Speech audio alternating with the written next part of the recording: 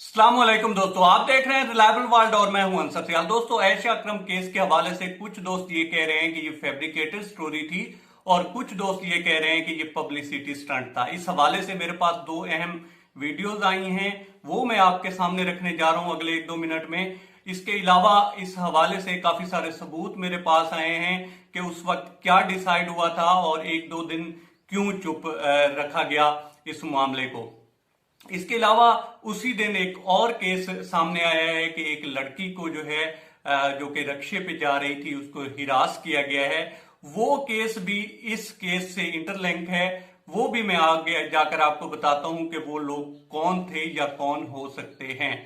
लेकिन पहले दोस्तों जो है शुरू कर लेते हैं ऐशा इकराम का केस। इससे पहले दोस्तों, अगर आप चाहें तो आप इस चैनल को सब्सक्राइब करके बेल बटन प्रेस कर सकते हैं, क्योंकि पाकिस्तान के इंटरनल मामलात हों या एक्सटर्नल मामलात हूं उनके ऊपर मैं वीडियोस लाता रहता हूं।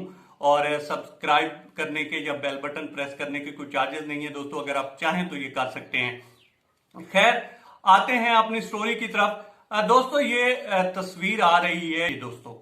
अस्सलाम वालेकुम guys, I am so sorry. 14 अगस्त थी तो कुछ वीडियो मेरी नहीं आ सकी स्नैक पे, और कुछ थोड़ा मसला बन गया था।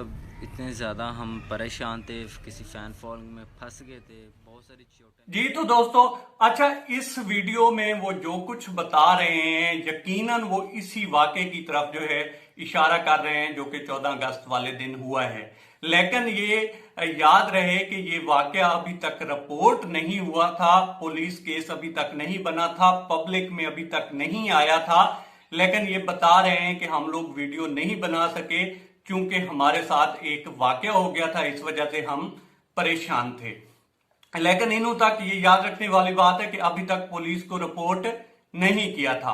अब आ जाते हैं दूसरी वीडियो की तरफ, और ये भी वीडियो जो है तब शूट की गई है और अपलोड की गई है जब तक ये केस रिपोर्ट नहीं हुआ था।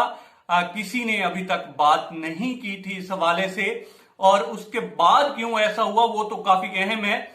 लेकिन आप पहले ये वीडियो देखें दोस्तों, जो कि उसी 14 अगस्त वाले दिन बनी है और उसको दूसरे दिन जो है अपलोड किया गया। ये वीडियो देखें। ये रहन दे की करने नहीं लायक है। मैंने ज्वेलरी लेनी है ना, देखो यार मेरी गल सुन, माल रोड ते बड़ियां चीज़ां महंगी नहीं, मेरे को नहीं है पैसे, रहन दे, छड़ दे यार।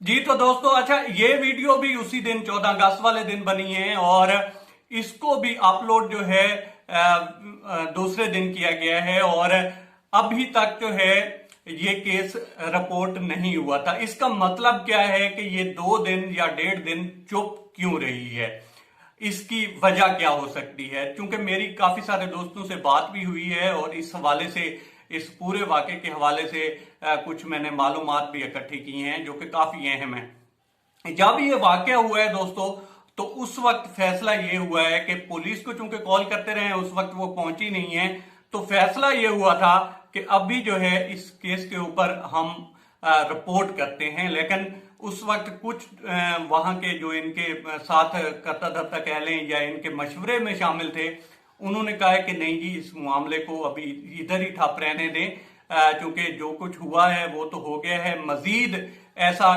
जो जिस तरह से बदनामी होनी है, इससे बचने की कोशिश करते हैं। लेकिन फिर ये फैसला हुआ कि नहीं, इसको जो है ना उठाते हैं। ऐसा कैसे हो सकता है, पब्लिक इस तरह से कैसे कर सकती है।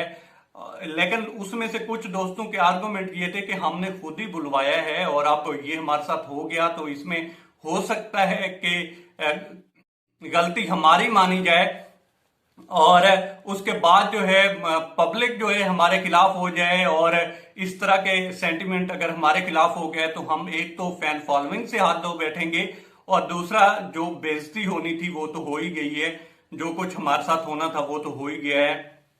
लिहाजा चुप रखी जाए तो ज्यादा बेहतर है।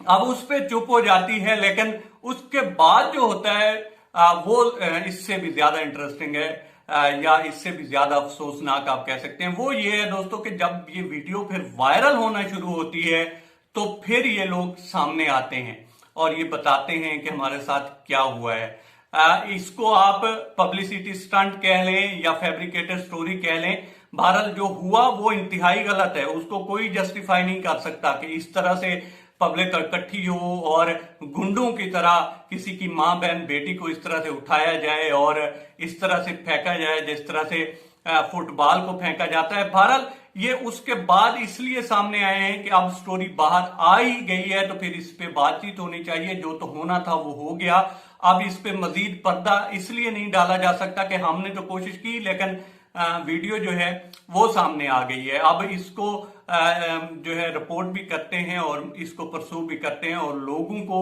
जो जो इसमें शामिल थे उनको सजाएं भी दिलवाते हैं। तो ये 2-3 वजूहात थी। एक उनको डर था कि फैन फॉलोइंग ना गिर जाए, दूसरा ये था कि कहीं ये ना हो कि पब्लिक हमारी ही गलती ना मान ले, चूंकि उन्होंने जो है दावत खुद दी थी, फैंस को बुलाया था, एक मैसेज भेजा था। तो ये वजह थी कि वो चाह रहे थे कि इसको यहीं पे ठप रखा जाए, चुप रखा जाए। और उसके बाद उन्होंने धीमे लफ्जों में या दबे लफ्जों में इजहार तो किया, आपने स्नैपचैट पे कह लें या बाकी टिकटॉकर वगैरह हैं तो वहां पे, लेकिन उन्होंने ओपनली इसको नहीं कहा और 2 दिन वो चुप रहे। अब आ जाते हैं दूसरे केस की तरफ और ये केस दोस्तों इससे इंटरलिंक है। और ये जो केस हुआ है ये लाहौर की एक शाहराह पे हुआ है और वहां पे लड़की रिक्शे में जा रही है। और ये याद रखा जाए ये लड़की टिकटॉकर नहीं है। कुछ लोग कहते हैं कि जनाब जिस तरह से कपड़े पहने जाते हैं, टिकटॉक बनाई जाती हैं या स्नैक पे वीडियोस बनाई जाती हैं तो इन्हीं का कसूर है। अब ये लड़की ना तो टिकटॉकर है ना ही ये कोई सोशल मीडिया एक्टिविस्ट है, इसका इससे कुछ लेना देना नहीं है। लेकिन फिर भी ये एक मेंटेलिटी है उसका, ये जो मेंटेलिटी है उसका इससे कुछ लेना देना नहीं है कि लड़की किस शोबे से ताल्लुक रखती है या औरत किस शोबे से ताल्लुक रखती है। उनकी एक मेंटेलिटी है कि इनको हिरासा करना है और वो वही करते हैं। ये जो लड़के हैं इनको, और अगर ऐशा अकरम वाली वीडियो को देखा जाए वहां पे कुछ आप आवाजें सुने तो आपको 1-2 लड़के आवाजें देते सुनाई दे रहे हैं कि वो ये कर गया, वो कर गया, कुछ वल्गर लफ्ज भी इस्तेमाल करते हैं। तो ये वही लड़के थे, ये वहां से निकले हैं।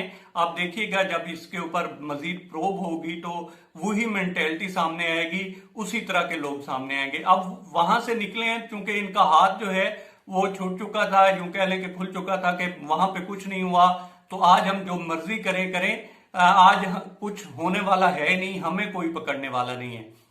ये वहां से निकले हैं, उसके बाद इस लड़की के साथ इन्होंने उसको हिरास किया है और फिर इतनी दीदा दिलेरी से ये रुके रहे हैं। उसके पीछे उन्होंने चप्पल भी उतारी है लेकिन इनको कोई किसी किस्म का कोई खौफ या डर था नहीं। तो इन्होंने फिर उनको इस कदर डराया है कि रक्षे वाले ने इसमें अफिया समझी है कि इन गुंडों से किसी तरह से निकला जाए और उसने फिर स्पीड बढ़ाई और वो फिर आगे निकल गए हैं। तो ये वही जो है ग्रुप था गुंडों का जिन्होंने इस लड़की को भी हिरास किया है। तो ये पूरी तफसीलात थी, डिटेल्स थी इस वाकये की दोस्तों, बल्कि ये 2 ही वाकये थे, दोनों की मैंने आपके सामने रख दी। अब तक इतना ही। आप दोस्तों से रिक्वेस्ट है कि आप हमारे चैनल का विजिट करें और अगर आपको हमारे चैनल का कंटेंट पसंद आए तो इसे सब्सक्राइब करें। तामुन के लिए शुक्रिया दोस्तों।